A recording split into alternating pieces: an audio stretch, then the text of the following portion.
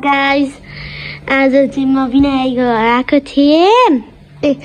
काईको घर आएको थिएँ नुहाएको देखेँ मिठोलाई त्यो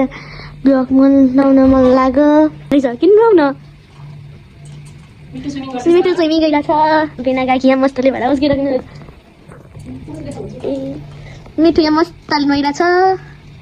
मिठो भैया मेरो त दाइ पर्छ म 10 वर्षको आफै नुहाउँछ यसलाई केही गर्नै पर्दैन कस्तै मजा नुहाउँदैछ कस्तो मजा आनन्द लिइरहेछ मिठो भनेको यस्तो हुनुपर्छ कि मिठो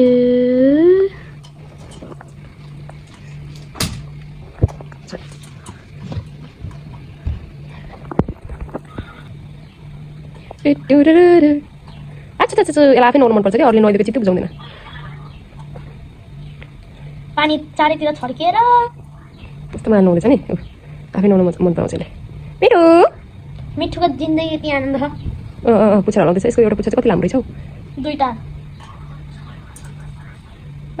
क्या मजा नुहाउँदैछ हामी पनि चाहिँ स्विमिङ खेल्न पाएँ मजै आउँथ्यो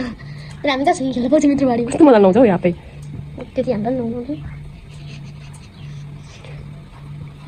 आफ्नो टाउको चाहिँ फेरि दिनदिनै नुहाउँछ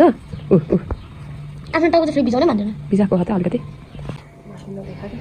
मिठोले नुहाइरहेको छ अहिलेसम्म मिठो बर्थडे आउन आँटिसक्यो हेर बर्थडे आउन आँटिसक्यो अहिलेसम्म यस्तै भएर बसेर त पनि जग्गामा पनि मिठो नै हो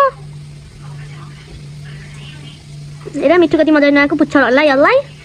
स्विमिङ खेलिरहेको छ जहिले जहिले नुहाउनुको मजै अर्कै हुन्छ बुढो भइसक्यो म नजम्लिँदा नै भेटेको हो मिठो त त्यतिखेर म भर्खर जन्मेको थिएँ होला